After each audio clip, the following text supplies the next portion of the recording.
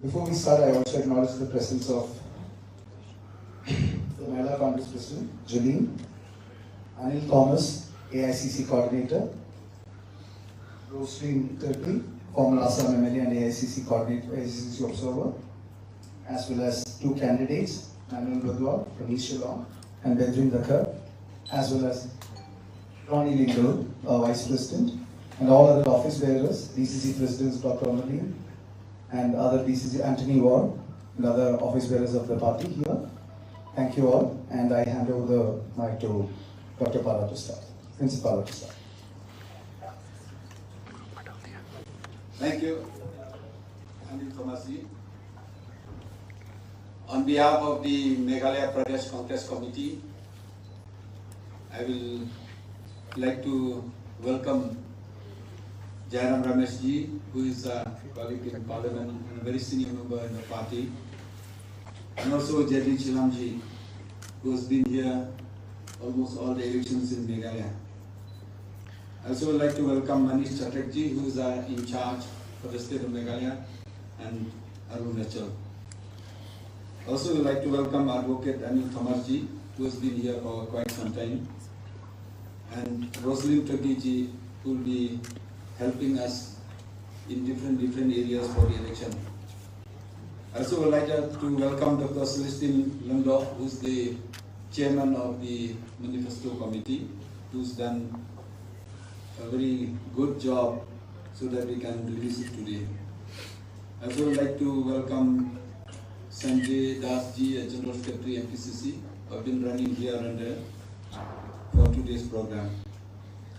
I would like to welcome all the press and medias and our friends from different rank and file of the parties, the candidates, the district presidents, and the NSUI, the Mahilas, and the Youth Congress.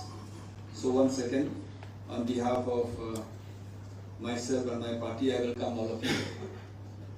I will hand over the mic to Dr. Celestine Lundorf, who is the chairman of the manifesto committee, who will give us a brief how we have gathered all those commitments and at the same time how we have come up to a conclusion. It's not a 1 day or 1 month job, it's a long work and at the same time hard work, at the same time lots of consultations at the different levels. So I request Dr. Lundorf to give us a brief how he has done for the manifesto so that we can launch it today. Good afternoon.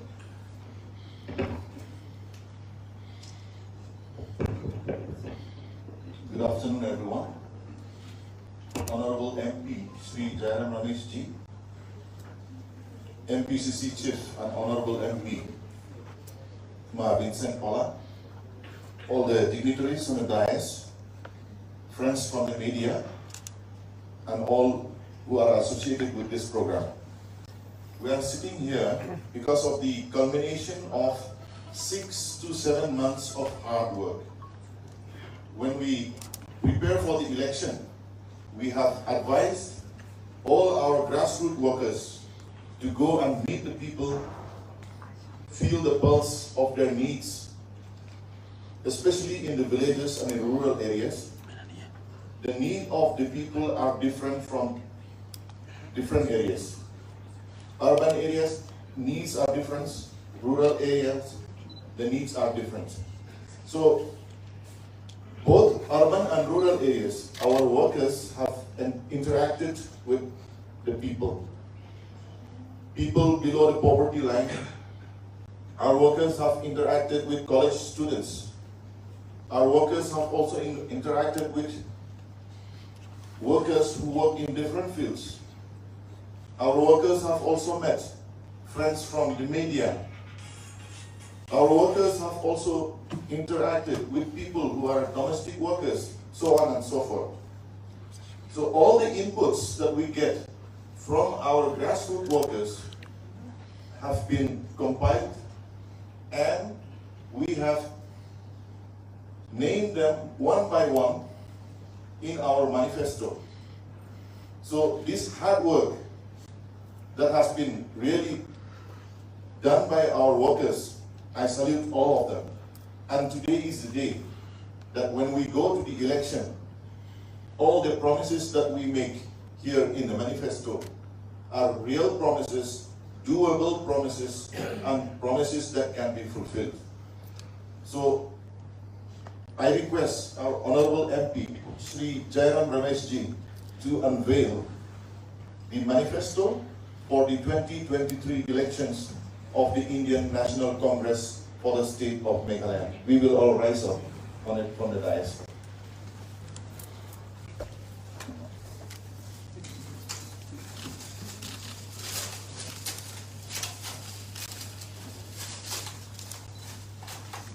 We will clap our hands.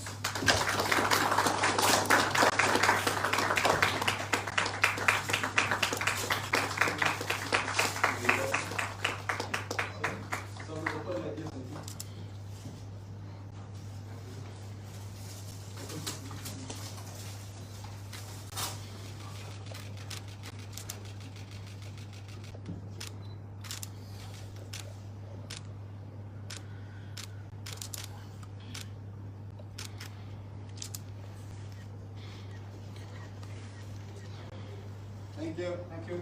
Great song.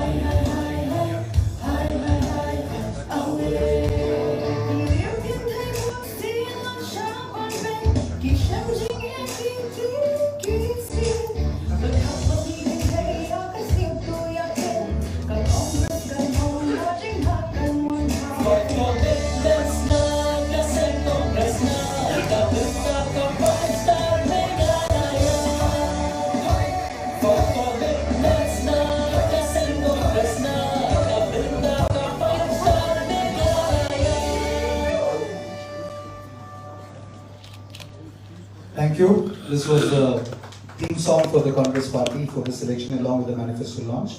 So that's where it is. Now I request Honorable MP and General Secretary Communications Sri Rahul to speak. Thank you. Good afternoon, friends. 51 years ago, it was the commitment, the dedication, and the love of India's Prime Minister then, Srimati Indira Gandhi, that led to the emergence, the formation of the full-fledged state of Meghalaya as a state in the Indian Union. Meghalaya means the abode of the clouds. But today, these clouds have taken on a different meaning. Today, the clouds are of not rain-bearing clouds, but these clouds are of corruption, these clouds are of unemployment, power cuts, these clouds are of a damage to the independent identity of the people of Meghalaya. And finally, these are the clouds of political puppetry, which I will explain to you a little later. In the last 5 years, we have had a government of the MDA, by the MDA, for the MDA. This is the Money Development Alliance. The alliance partners have taken a temporary divorce for the purpose of elections and are claiming to be fighting as independent parties. But let nobody be fooled. The NPP, the UDP and the BJP are all part and parcel of the same package. So the first fight that the Congress is fighting in this election is a fight against corruption. The extraordinary coal scam, the continuation of the inhuman practice of rat money. I was the environment minister, and in many ways, I don't like to boast about what I did, but I am father of the NGT. I was the minister who piloted the NGT bill in Parliament and established the National Green Tribunal in April 2010.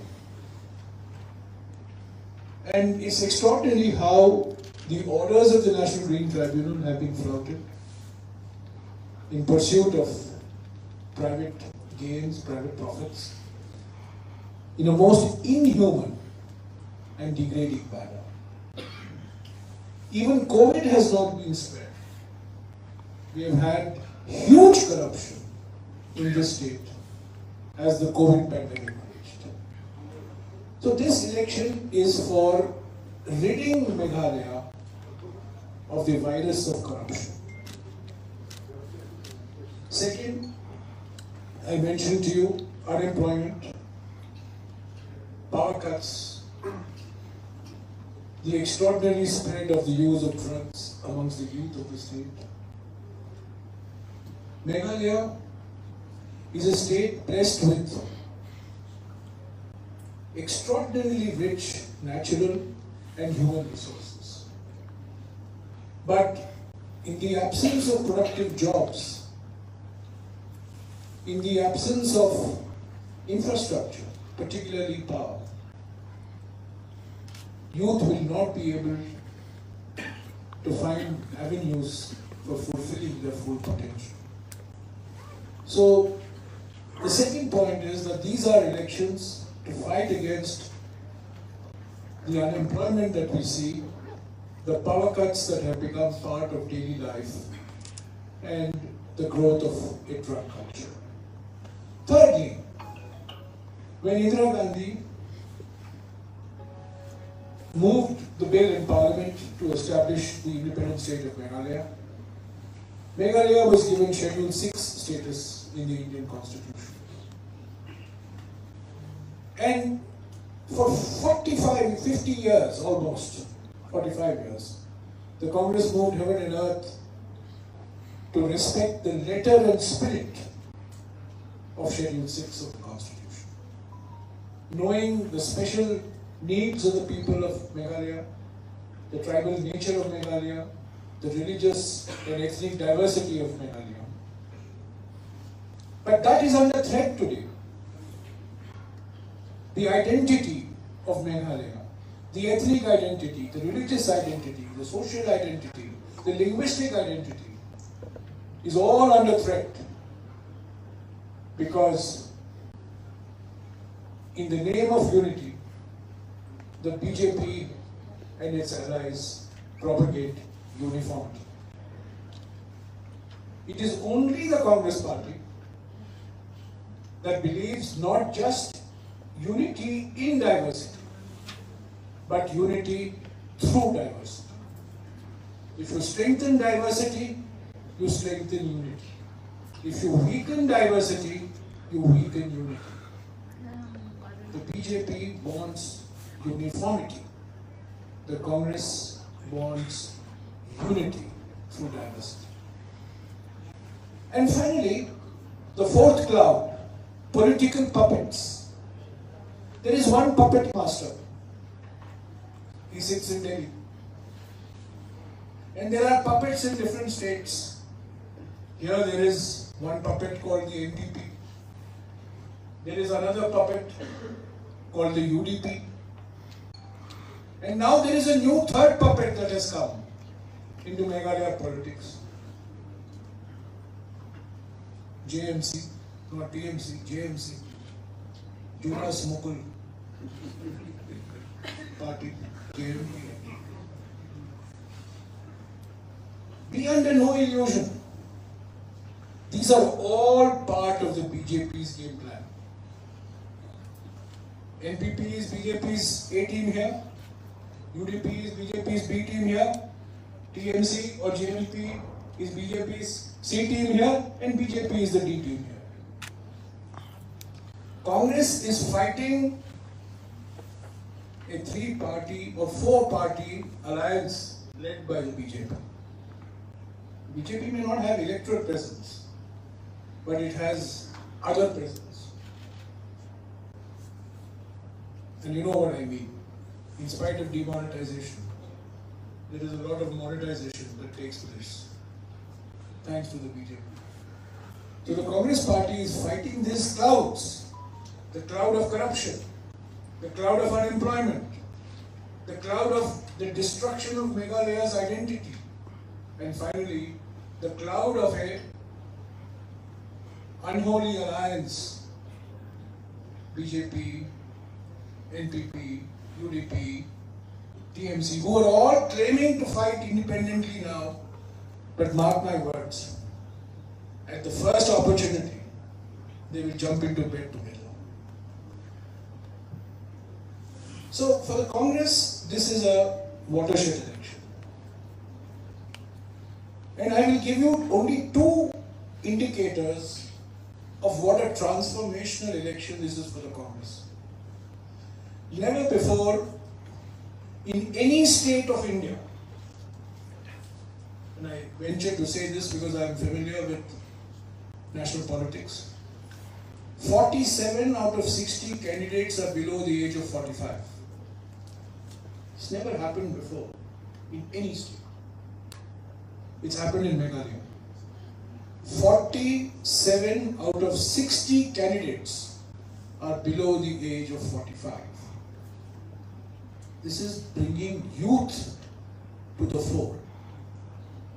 One advantage of the Judasas leaving our party is that they create vacancies. And we have youngsters for the first time. And secondly, 10 out of 60 are women. No other political party in Meghalaya has given women such a heavy representation. This is a matriarchal society. This is a society in which women play a very important social and economic role and a cultural role. That is not reflected in its politics. But we are making a beginning. 10 out of 60, that is almost 17% of our candidates are women. No other political party can claim this. So it is a watershed election for the Congress party. Of course, we recognize that there are many people who have betrayed the Congress. Of course, we recognize social and economic good riddance. Their commitment to the values of the Congress and its ideology obviously is not very strong. Obviously, ED, CBI, income tax, has come knocking on their doors. The key issue in this election is, will Meghalaya's identity survive the way it has survived for so long? That is the key issue. Meghalaya is part of the Indian Union, is part of the Indian mainstream. Youth of Meghalaya are earning a name for themselves all over the country. But there is a unique and distinctive identity to the society of Meghalaya that only the Congress can protect.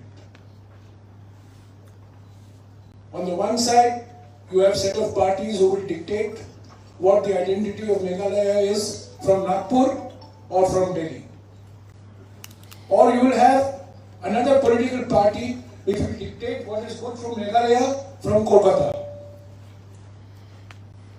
It is only the Congress party which will dictate from Shillong, from Meghalaya. Not only dictate, it will determine in this state. Now, we have released a manifesto. This manifesto has 14 big promises to be fulfilled over the next 5 years. Every year,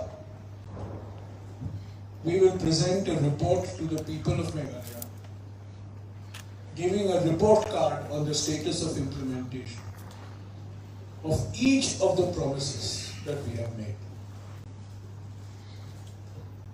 We have made 5 big commitments that come out of these promises, which was released day before yesterday. The first commitment being empowering women, 3,000 rupees per month to every single mother, BPL single mothers, and there are 41% of women in Meghalaya are single women. Mean women who are separated or living singly. 41%. It's a large, very large number.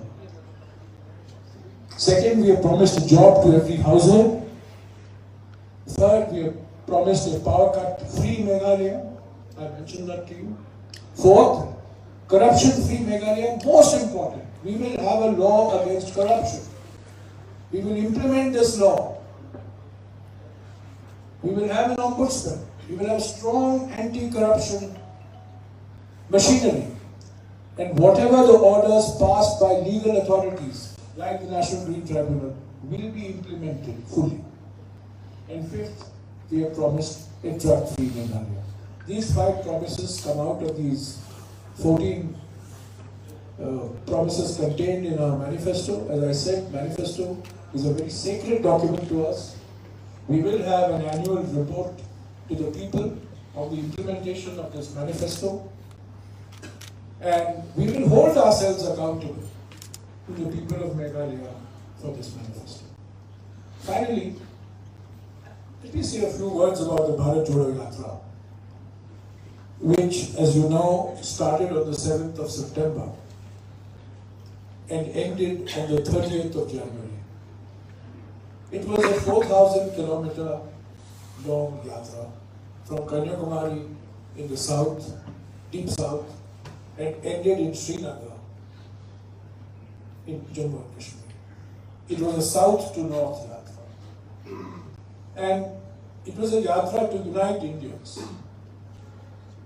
In this atmosphere, where Indians are being divided on the basis of religion, caste, language, ethnicity, food, dress. So this yatra was a yatra to bring people together. It was a voice against economic inequality. It was a voice against social polarization, and it is a voice against political dictatorship. We today have an undeclared emergency in our country. One man determines who will speak, what will be spoken, what will be done, what is good, what is not good.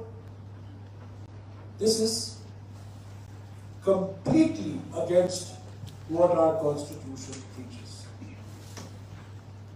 Our Bharat Jodo Yatra is a celebration of India's diversity. Because as I said, only if we celebrate our diversity will we strengthen our unity. So this Bharat Jodo Yatra was a very successful yatra. We are now thinking of a west to east yatra, the details of which are still being worked out. This was a south to north yatra. A similar west to east yatra is being contemplated.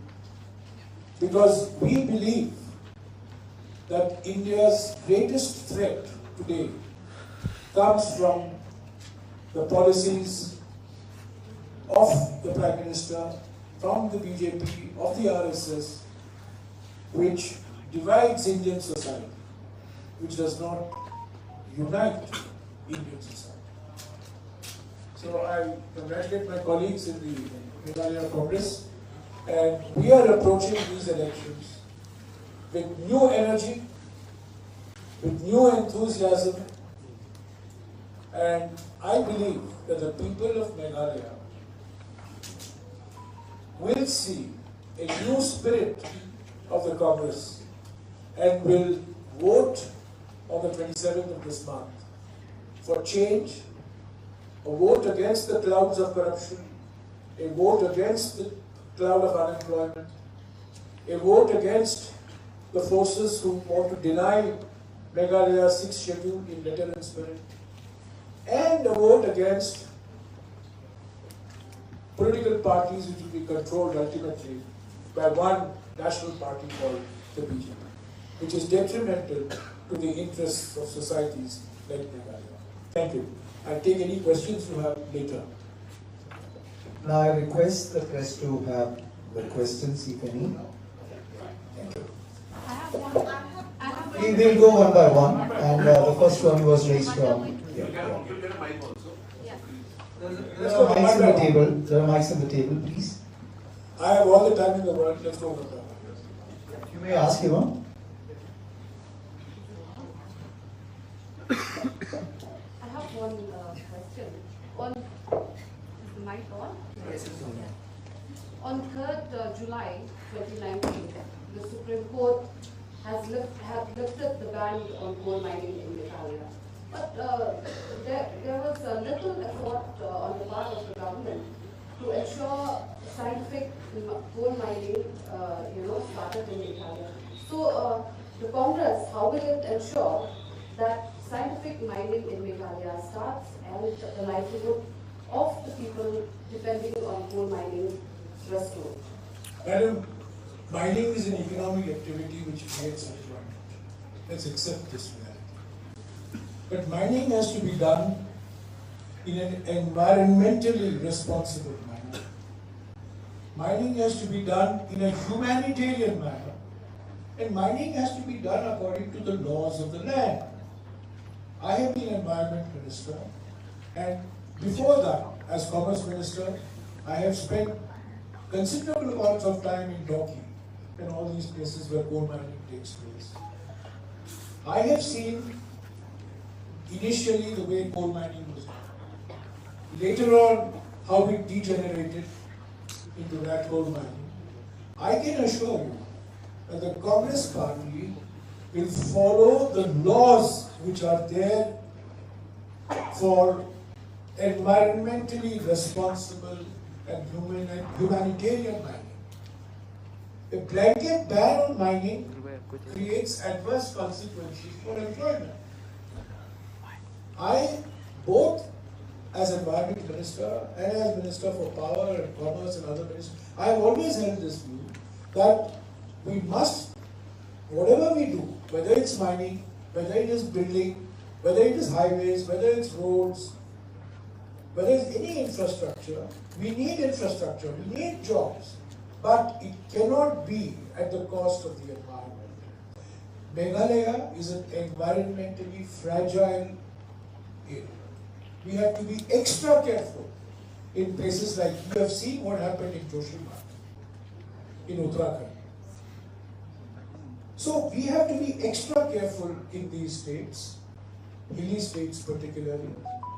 And I can assure you that the Congress party will accord the highest priority to environmentally sound, environmentally sustainable economic development, which includes mining and other infrastructure projects. Well, political pundits suggest that no single party is getting majority in this election. If this is the case, what will be the mind of Congress? Will it be open for alliance with any political party in the state? Madam, we are fighting these elections to win on our own strength. We are fighting for major parties who claim to be independent, but as I said, they have taken a temporary divorce. They will get together at the first opportunity. We are fighting to win on our own strength. I do not even contemplate what is going to happen when the results come out. We are confident that the people of Meghalaya will give a mandate to the Congress party. It's a tried and trusted party. It's an experienced party. It's a party that respects the sentiments of the people of Meghalaya. And it's a party for which decisions will not be taken in Kolkata or New Delhi or Nagpur, but decisions will be taken in Shillong by leaders of Meghalaya, in consultation, of course, with other people, because the Congress is also a national party. So I'm not even thinking of what is going to happen. We are fighting to win on our own strength. And I believe that the fact that 47 out of 60 candidates are below the age of 45, I believe that the fact that 10 out of 60 candidates are women, large number of our candidates are professionals, I think this will give confidence to the people of Meghalaya that this Congress means business. And this is not Judas's may come and Judas's may go, but the Congress will remain strong. Many people have written the obituary of the Congress in the last couple of weeks. It's become a favorite pastime, writing the obituary of the Congress. But the Congress has a remarkable capacity for surprising all obituary writers now. There are a lot of free things offered. There are a lot of free things offered in your manifesto. I am loud enough. Yeah. So there are a lot of free things offered in the manifesto, and Congress is also cashed out. So how do you get the money to implement all this? The financial commitments made in our manifesto, these commitments have been made keeping in mind the financial requirements for these promises to be implemented. It is true that states like Meghalaya depend quite heavily on central assistance for their development expenditure. It's certainly true. But I think, frankly, that a situation has come when, if you're a responsible and responsive political party, you would have to take the steps that have been identified in our manifesto, particularly as far as relief for single women is concerned, particularly as relief for households who do not have a single job earner is concerned. These are, I agree with you, these are financially, they will require a lot of financial commitments. But these are commitments that we will fulfill. These are not paper commitments. These are commitments that we have fulfilled. Let me tell you, in 2004, when the UPA government came, the Congress-led UPA government came, one of the big commitments we had made in our 2004 manifesto was the Mahatma Gandhi National Rural Employment Guarantee Act. And the same question was asked, how will you implement the Mahatma Gandhi National Rural Employment Guarantee Act? Well, it was implemented. We found the resources. And Mr. Modi, who opposed that act, has now become the greatest champion of this act. In 2009, we promised National Food Security Act. Same question was raised. Where is the money for National Food Security Act? But we found the money for the National Food Security Act. Again, Mr. Modi opposed the National Food Security Act, but now he has become its greatest supporter. So, the question that you are raising is serious, it is legitimate. But I believe that if the government is serious, we can find the resources to fulfill these financial requirements. Incidentally, this manifesto is not for 1 month, it's not for 1 year, it's a 5-year manifesto. These 14 promises are to be implemented over a 5-year period. We are seeking a mandate for 5 years, and I am confident that we will be able to get these resources, and I am also confident that we will ultimately, a central government, any government, whichever the government is, we hope that there will be a double-engine government in 2024, Congress government here and a Congress-led government in Delhi, and that will be a truly double-engine government. But even assume that next year, for 1 year, we'll have to deal with a BJP government in the center. I'm sure if the people of Meghalaya are demanding these promises, no government can afford to be insensitive to these demands. Sir, for long the Congress have been in power. For long the Congress have been in power, and during elections you have been releasing manifesto from year to year during the elections, but the Congress has failed to deliver it. What is your take on it? Most of the issues... Congress has been in power, yes, over the last 51 years that Meghalaya has had a full-fledged statehood. Congress has been in power for much of the time, no doubt about it. But I would turn the question around and tell you that if you compare where Meghalaya was 51 years ago, and you see today's Meghalaya, you see the connectivity in Meghalaya, the infrastructure in Meghalaya, the institutions that have come up in Meghalaya. I mean, I have been personally associated with a number of institutions that have come up in Meghalaya. Neekins is a good example. The IIM is another example. These are not come in after 2014. These were all established much before 2014.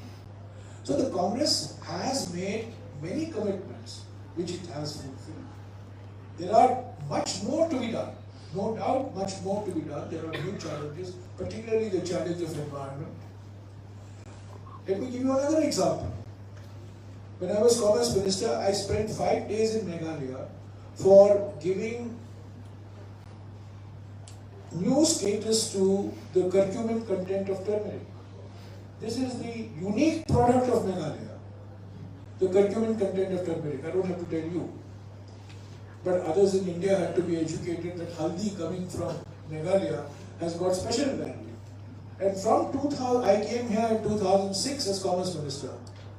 And we started a program for cultivation of haldi in the West Jatiya Hills. And now this has become a very major economic activity in Meghalaya. Now this is not after 2014. This started much before 2014. So, it's easy to say the Congress has not done this, Congress has not done that, because the Congress has been in power for the maximum amount of time. But please also look at the glass which has been filled. Look at the institutions that have been created.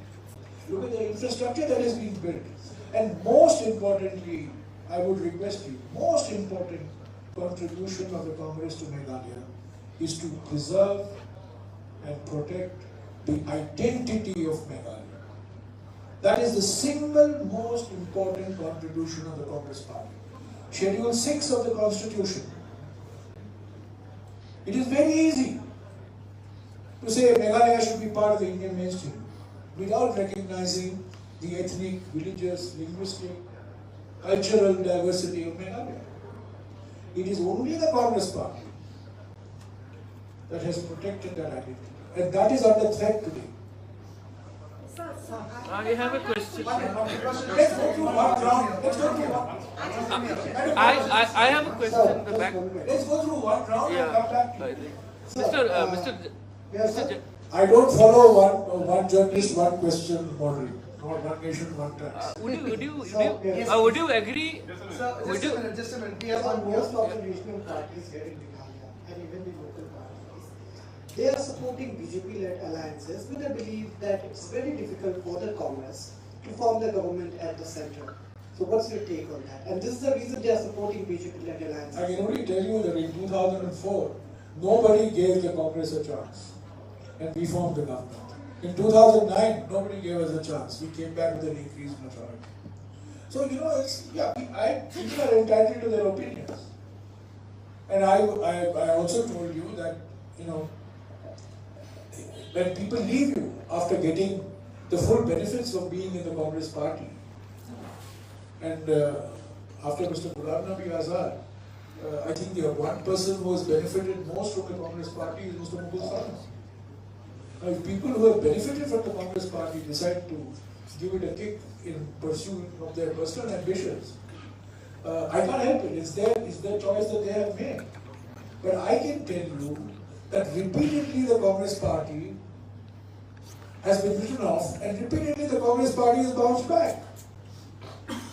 So I am confident that we are going to these elections with a new spirit. The Bharat Jodo Yatra has created a completely different narrative of the Congress all over India.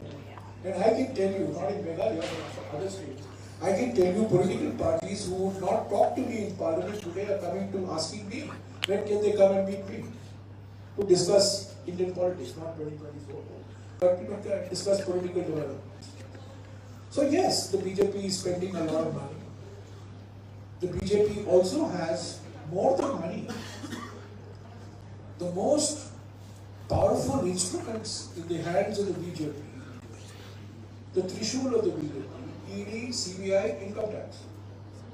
These three instruments they have, which they use. The Congress never used against its political opponents. Never. But the BJP will not hesitate for 1 minute to use these three instruments.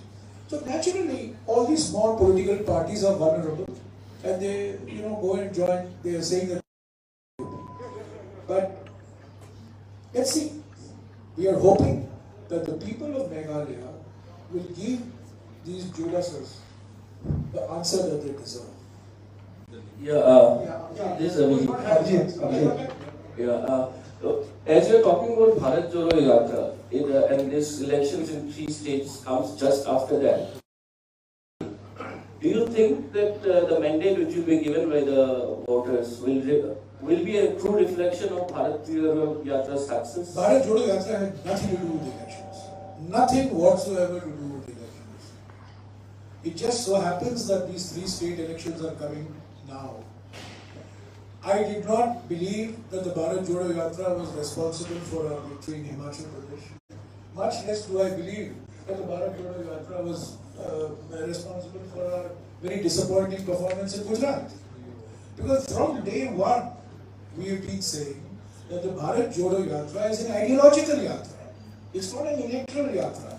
It's a political yatra, but not related to elections. That is why we started the Haath Se Haath Jodo campaign after the Bharat Jodo Yatra.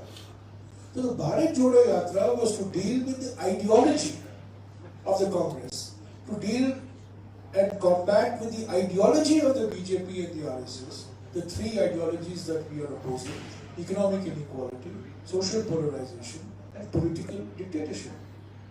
So, if we do well, I am not going to take any credit for the Bharat Jodo Yatra, let me assure you. If we do badly, I am sure all of you will say Bharat Jodo Yatra ka kya fayda hai, isse koi fayda nahi hua. That will also be a wrong view. The Bharat Jodo Yatra is, the results have to be seen over a 5-year, 10-year perspective. This is a long-term ideological battle. That's why we are doing the Bharat Jodo Yatra. Sir, it's not an event. The Bharat Jodo Yatra is not an event. It is a movement. And those who have not had a chance, then I'll come back to the second chance. Yes, ma'am. Yeah, in your manifesto, in your manifesto, you have mentioned about solution of finding an amicable solution of this border issue.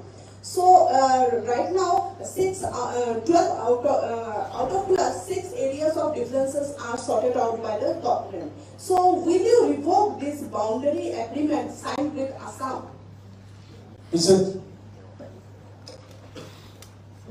You see, whether it's 12 or 22, whatever you say, different areas, the boundary dispute this government has not solved it, rather they make it more complicated. So when we do when we try to solve the border, we have to discuss with people at the ground Actually, in Meghalaya, because of the land tenure system, is totally different. The culture is totally different from Assam. So we should discuss with the same, with the district council, with the villages, with all these stakeholders. It is not that a chief minister of one state sits in a five-star hotel and another chief minister and say that we solved the problem. After they have signed the agreement, how many people have been killed? How many problems are still on? So they have not been able to solve the problem. But you see during the Congress, we always try to see that people on both the borders works together, respects each other. Assam is a state which covers almost 3/4 of Meghalaya. So we cannot afford to fight in such a way where we have to be bloodshed all the time. We have to, that's why we said we need amicable solutions where we can push for a boundary commission. And if the commission is there, then every stakeholders in the border will get an opportunity to examine, will get an opportunity to represent their views, ideas, history, geographically, and that should be a solution. It's not sitting only for 3-4 months, listening to the politicians in the border and solve the problem. Problem has not been solved, and if we come to power, we will have a proper solution. Thank you. The BJP has appealed to the people of Meghalaya to vote for the double-engine government. So do you think that Meghalaya really needs a double-engine government? BJP will always, telling lie to the people of Meghalaya.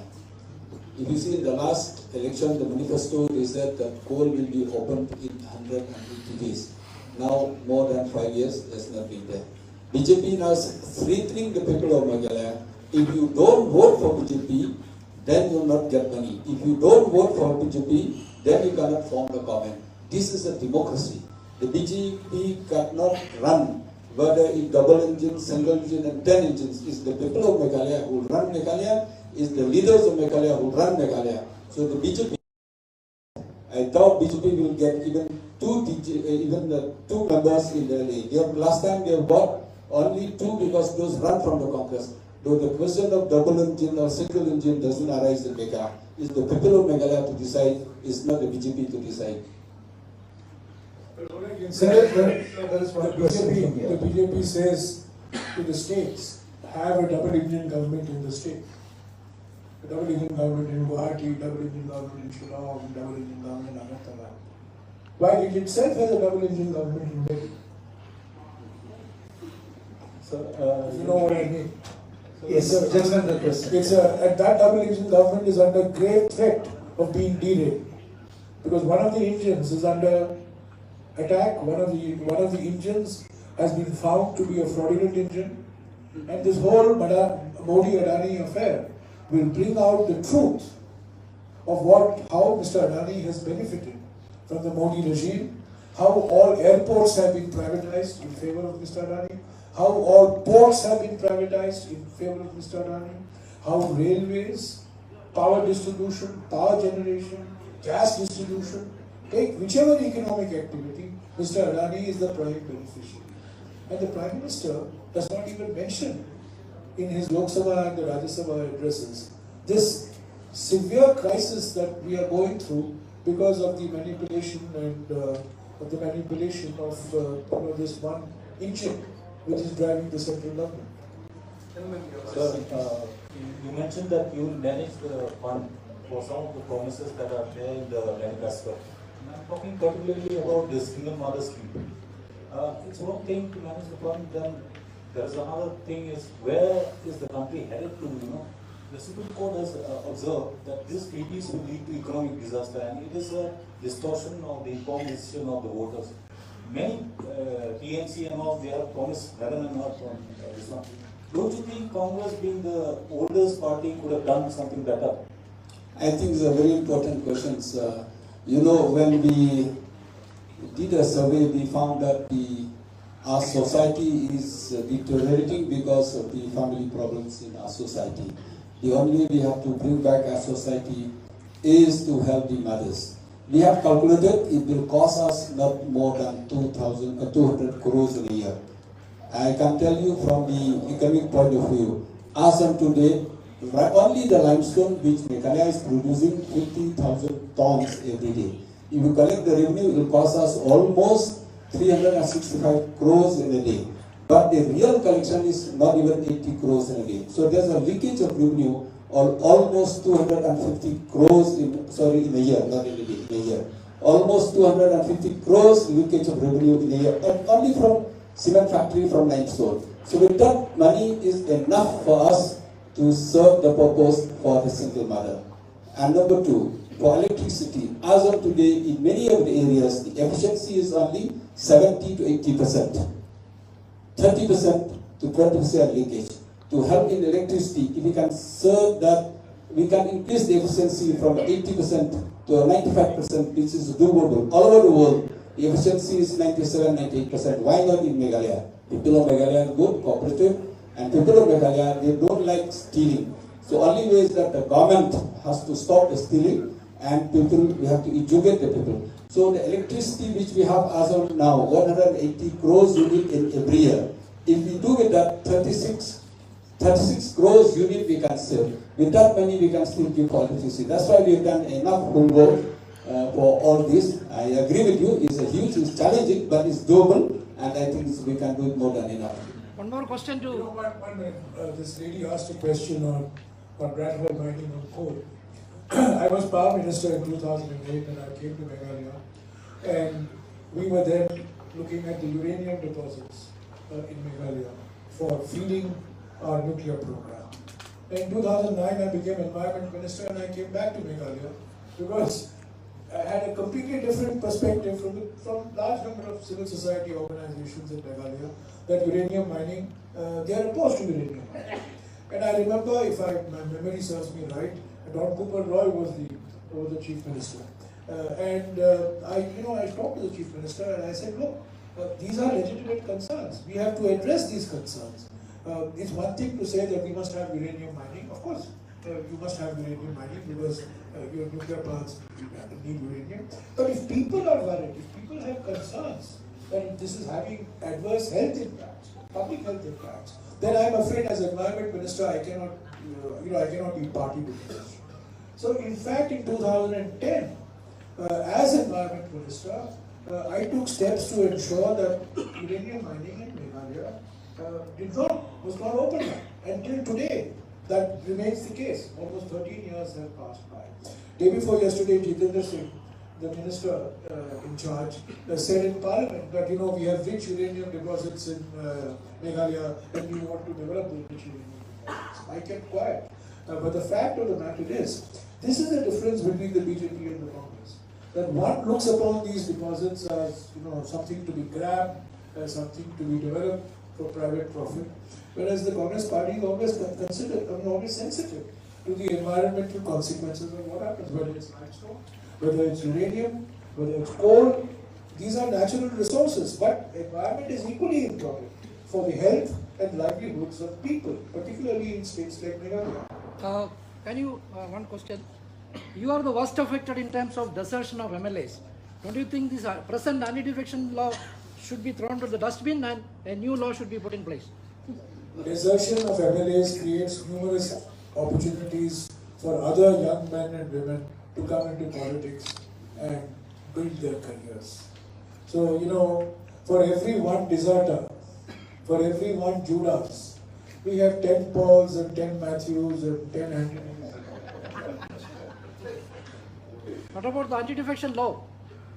Sorry? Anti-defection law. No, we can discuss this later. It's a complex. The anti-defection law is a complex set of circumstances. But my personal view is that if somebody, first of all, once you've joined a party, you're wedded to the party's ideology, you're wedded to the party's values, to its way of thinking. I find it very difficult to reconcile myself to people who enjoy the benefits of being in a political party and then decide one day that they no longer believe in those parties' ideologies. No law can address these issues. Well, I have a question. in this line of it seems that earlier Himanta Biswa Sharma and Dr. Mukul Sangma was not happy with EICC leadership. What is the wrong with AICC leadership that the leaders like Himanta Biswa Sharma and Mukul Sangma switched over to other political parties? Mr. Himanta Biswa Sharma was given respectability by Hitesh Sankhya first. Then he was given respectability, even greater respectability by Tarun Gogoi next. Mr. Himanta Biswa Sharma and others, Ghulam Nabi Azad, Mukul Sangma, they're all beneficiaries of this new washing machine in the market. You know, there used to be LG washing machine, higher washing machine, Samsung Videocon washing machine. Now there is the best-selling washing machine is the BJP washing machine. So, you know, anybody who's got some vulnerability to ED, CBI, income tax, gets into this washing machine and they come out clean, they come out efficient, no inquiries are done against them. So, you know, you find a lot of people, you know, Bhubaneswar Kalita, another example, Mr. Singh, another example. These are all people who have, you know, I can only note it down here, so I'm not pronouncing it properly. Where's the word here? You know, in, I don't have that word. I noted down this word, you know, in any other part. In Calcutta, I would have called Mir Jafar. But in Shillong, the word that I have to use is no shed killer. Did I pronounce it rightly? The last question, and then the leaders will be here for the lunch also. So the last question coming from that. Sir, you said one of your most important contribution to preserve the identity of Meghalaya.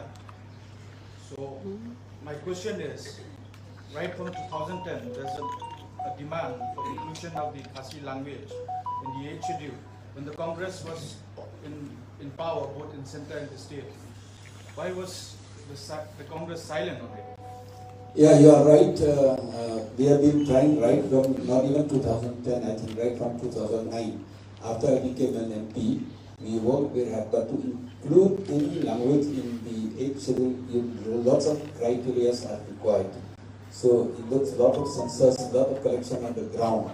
So these has been done before, and we need to help the recommendations of the states because we cannot just include a language. So I think the homework has been done by the Khasi Association, by the government of Meghalaya.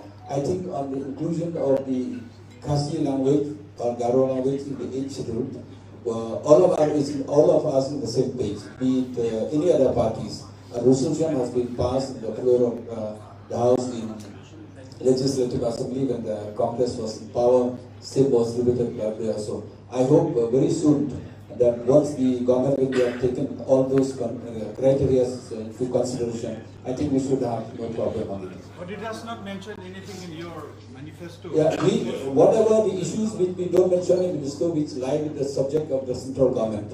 So I think we should not unnecessarily put more pages by promises which already done it before. We have committed before. So I think that's why we thought that all these we have done it before, we have committed, we have done it before, whatever possible from our side. So the commitment which we made should be only on the state subject, and in the central subject, all those which we have done, we'll stand with it and then we'll always fight. Thank you.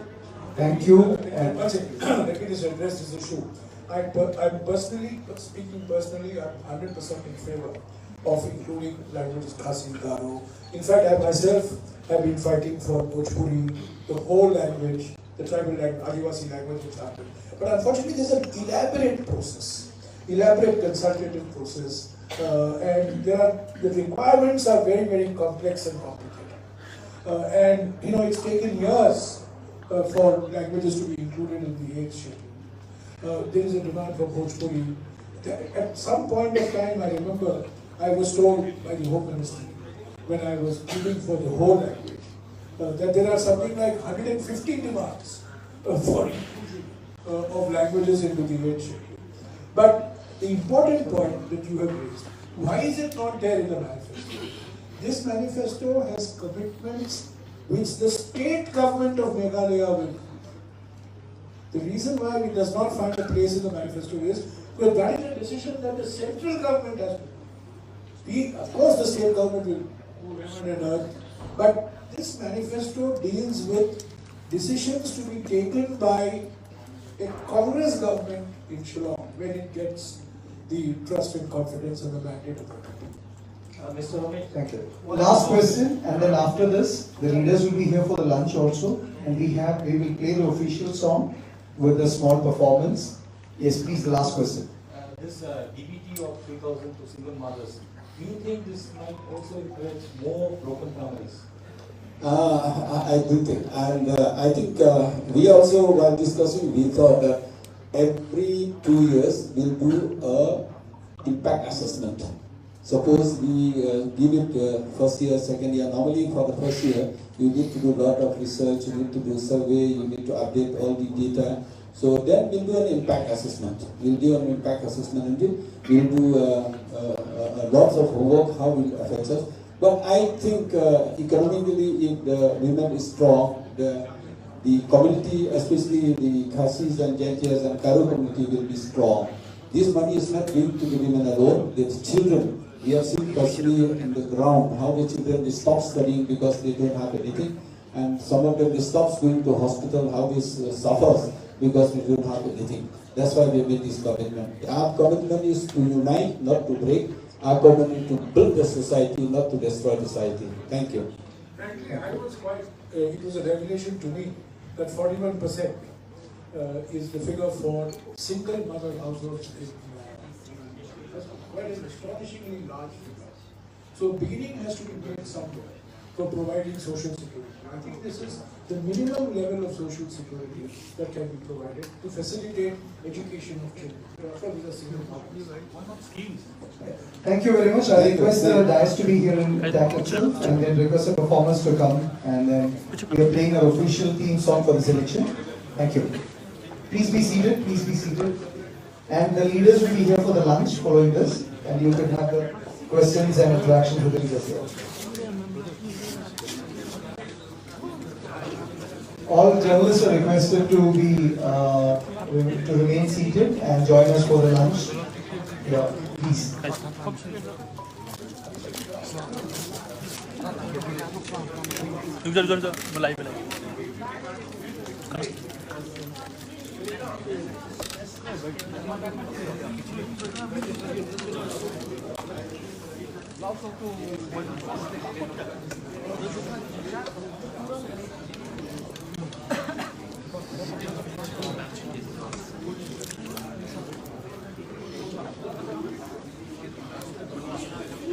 Pagkasta ay kachingkermen kachong upad ba Ang siyang jong kagtingin tenekit pensa Hoy, hoy, hoy, hoy Hoy, hoy, hoy, hoy Hoy